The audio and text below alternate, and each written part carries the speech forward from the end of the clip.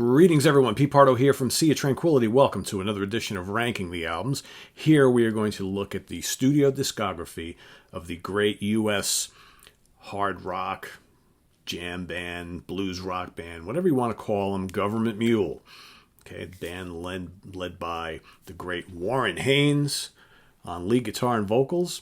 Of course, originally formed in 1994 as just meant to be like a little side project away from the Allman Brothers Band, because at the time you had Warren Haynes and Alan Woody, the bass player, were both full-time members of the Allman Brothers Band. So they put together this little kind of power trio with Matt Apps on drums.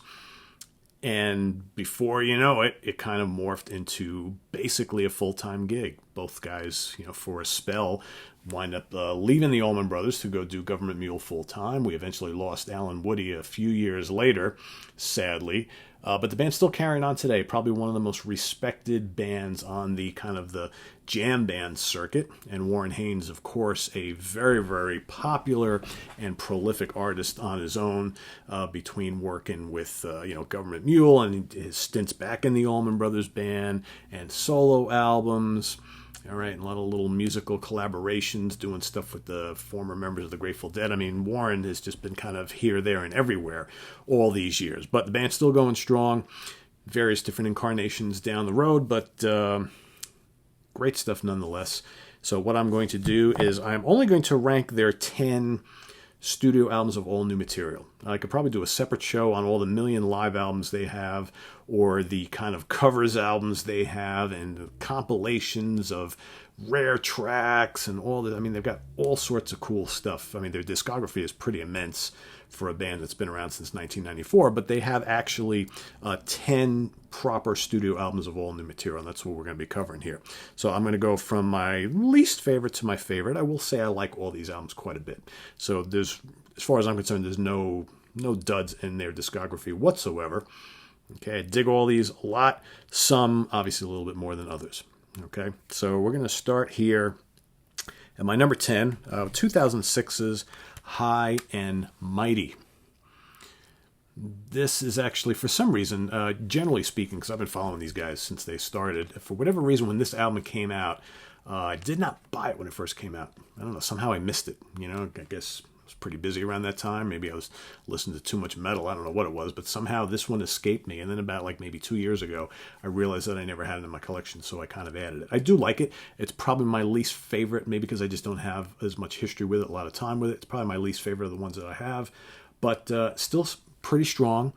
Gotta love Warren's great soulful vocals, his fantastic guitar playing, great rhythm section. It's a very, very enjoyable album.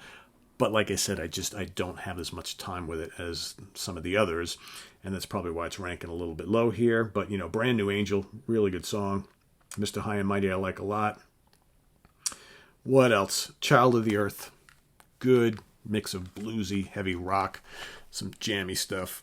They always like throw a little bit of psychedelia in some of their albums as well. All right, next up, we're going to go 2002's The Deep End Volume 2. So the Deep End Volume 1 and 2 basically were put together shortly after Alan Woody had passed away. So, Warren and Matt were basically like, what do we do here? Do we continue the band on? Do we just call it quits and move on to other things? How do we replace Alan, our brother there? Well, what they decided to do was they decided to go and record lots of stuff, new material as well as covers and things like that, with a lot of Alan's bass heroes who wanted to take part in the project, and all sorts of bass players wanted to take part. And so the two Deep End volumes 1 and 2, like I said, are basically a mix of some covers and new material featuring an all-star collaboration of bass legends.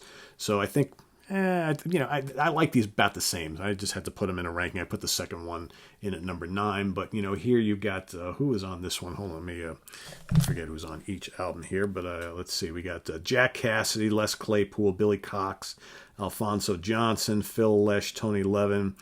Who else? Jason Newsted,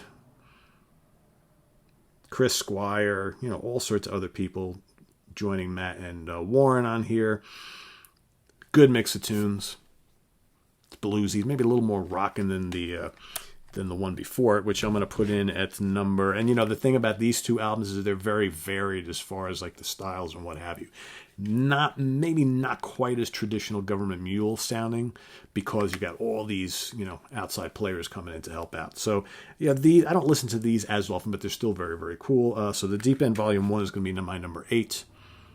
Okay, and here we've got guys like Jack Bruce and Old Teal Bainbridge, Bootsy Collins, John Entwistle, Flea, all sorts of other people, right?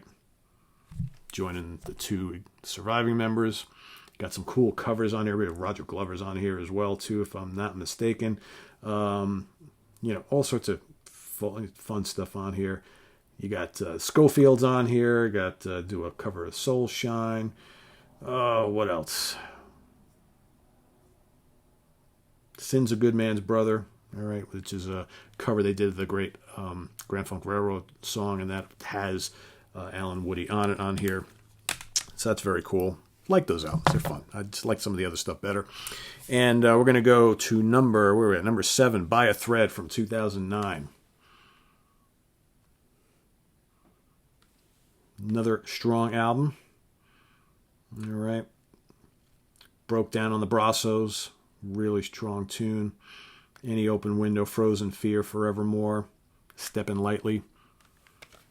Good kind of, latter period album by them, although 2009, 11 years ago already? It's crazy. Number 6, their most recent album, which I dig a lot, Revolution Come, Revolution Go. And here, you're starting to see in the last couple of records a little more of a funk feel on some of their songs. So maybe their more recent albums, not quite as heavy as some of the early ones, but still really good, bluesy, funky. A lot of jamming going on. This is a really good one here. Let's see. Stone Cold Rage. The Man I Want to Be. Traveling Time is a fun song. Sorry, Traveling Tune, not Traveling Time. Drawn That Way. Dreams and Songs. Sarah Surrender. Another really cool, catchy tune. I find, as kind of Warren's getting a little older, he's gotten to be a really good tunesmith. So whereas the earlier stuff is all about big, heavy riffs and lots of solos and all that kind of stuff, a lot more memorable fare on some of the more recent albums, memorable being more like kind of catchy songs. So, there's some people who like the older stuff a lot better, but I find both really, really enjoyable. All right, number 5 from 2004, Deja Voodoo. Cool album cover. Some good tracks on here. And this, I'm trying to think, hold on, let me get I want to get you some of the lineups here on some of these. So what is this? Deja Voodoo, right? Hold on. So Deja Voodoo, again, 2004. So here we've got in the band, Warren and Matt. You got Danny Lewis on keyboards and Andy Hess on bass. Okay, so the lineup would change a little bit over the course of the next couple of years. But here you got, Bad Man Walking, really, really great song. About to Rage, Slackjaw Jezebel, song they play live quite a bit. Silent Scream, Mr. Man, enjoyable stuff. All right, number 4, I'm going to go with Shout from 2013. Very strong record. Again, I like the more recent stuff quite a bit. I think the band just really pumping out some really good, memorable material. So here in the band at this time, we have got, who is in the band right about here? I believe this is the current lineup. Let me get you that in a second. Forget all the guys' names in the band. So here we got Warren, Matt, Danny Lewis, and Jorgen Carlson. Okay. Jorgen Carlson on bass guitar, Danny Lewis on keyboards, guitar and trumpet, and all sorts of other assorted things. Very good lineup. This lineup's been together for a bit now. And here we've got songs like World Boss. World Boss has come in. Great song. Another song live, even better. Okay, Scared to Live, No Reward, Whisper in Your Soul, Forsaken Savior. Great, solid stuff. All right, now, for me, I hate to be that guy that always does this, but their first 3 albums are pretty damn special, and I think that no matter what order you put them in, I think that their first three are just landmark kind of, and these came out in the 90s, right? Well, 95, 98, and 2000. Just really showing the power of the original trio, but more importantly, like the songwriting skills, guitar playing, and vocals of Warren Haynes. Just an incredible, incredible player. So I'm going to go with their second album, Dose, from 1998, coming in at number 3. I know some might rate this number 2 or number 1. Okay, those top 3 are the first 3 are just so good. It's got the great Blind Man in the Dark, a staple of their live set over the years. Thorazine Shuffle, Thelonious Beck. What else? Towering Fool, Birth of the Mule, John the Revelator. Hard to beat some of these songs. They're incredible, incredible rendition of the Beatles' She Said, She Said, which is one of my favorite cover tracks of all time. I Shall Return, Larger Than Life, Raven Black Knight. Some great, great material there. Again, this is the first couple albums. Really great, bluesy hard rock. Really, really good. Some pretty heavy stuff. Warren's a master riff master. Master riff master. Master riff meister. Coming in number 2 from 2000, I'm going to go with Life Before Insanity. Another very cool cover. For me, I think the reason why I'm ranking this a little bit higher than Dose, I think there's just some songs on here that I really love a lot, like Wandering Child. First tune off the album, the title track, Life Before Insanity. Bad Little Doggy, another great song. What else? Falling Down, World Gone Wild, Taste Like Wine, Lay Your Burden Down, a easy top 10 song for me from this band. Great riffs. Don't bum bum bum bum bum bum bum Teddy, lay your burden down. All right, so coming at number 1, obviously, no surprise here. I'm going to go with the very first album, self-titled Gov't Mule. It's just, I remember when this album first came out, I was surprised at just how heavy it was, because again, we knew Warren and Alan well from the Allman Brothers, but you know how the Allman Brothers are, classic rock, blues rock, lots of soloing, long tunes, right? But here, all of a sudden, it's like the band Free, the great British blues rock band Free from the early 70s, but heavier. Okay, you got the cranking Mother Earth, you got Rockin' Horse, Temporary Saint, Train, Mule, Dolphin Aeus, painted the haunting Painted Silverlight, their cover of the Free classic Mr. Big, World of Difference, heavy, epic, Left Coast Groovies, all right, Monkey Hill, so many great songs on here, and this is just the original trio. And then if you saw them live back in the day, if you saw Apps, Haynes, and Woody live back in the day, tremendous wall of sound. And Warren always with his trusty Les Paul guitars and Marshall amps, and just big, big, big sound, big noise, but glorious noise. So there you have it. Those are the 10 studio albums of Gov't Mule. Like I said, they have a ton of really good live albums.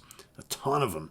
Can't go wrong with any of them. And kind of like the Allmans and like the Grateful Dead, the great thing about Gov't Mule is when they play live, they change up the set list all the time. So if you've seen multiple Gov't Mule shows over your life, chances are you've seen a completely different set every time. And if you go see them multiple nights on a tour, you probably see a different set list every night. Okay, so the majority of the live albums that I have from the Mule have all sorts of different set lists and song configurations, and they're great at doing cover songs. They usually throw a couple of cover tunes in every show, and their covers are always fantastic. If you haven't heard their cover of Black Sabbath's War Pigs, that's pretty legendary. Okay, like I said, check out She Said, She Said. They do a great Cortez the Killer from Neil Young. A lot of great covers. A lot of great covers. They're almost as notable for how stupendous their covers are as they are for their original songs and their legendary jamming. I'm telling you. And Warren, one of the best guitar players going today. I'm a huge fan. So there you have it. Gov't Mule, Life Before Insanity, Dose, Shout, Deja Voodoo, Revolution Come, Revolution Go, By a Thread, the Deep End Volume 1, Deep End Volume 2, and High and Mighty rounding out the top 10, all right? Or the 10. All right. This is on the web at www.seatranquility.org. We're on Facebook. We're on Twitter. Of course, we're on YouTube all the damn time. Tomorrow, what's coming up, you might ask? Well, tomorrow morning, first thing, favorite album from 1978. All right. It's already decided. I got it ready to go. Coming on Monday, you'll have 1979, but also tomorrow we're going to rank the studio albums of the Kinks, as well as hopefully squeeze in a Monsters Den episode. I already got the movie picked out, so just going to rewatch it again for the 100th time and give you a little synopsis. So that's coming up tomorrow. So stay tuned for all that, and we'll see you then. Have a good Saturday, and talk to you tomorrow. Bye-bye.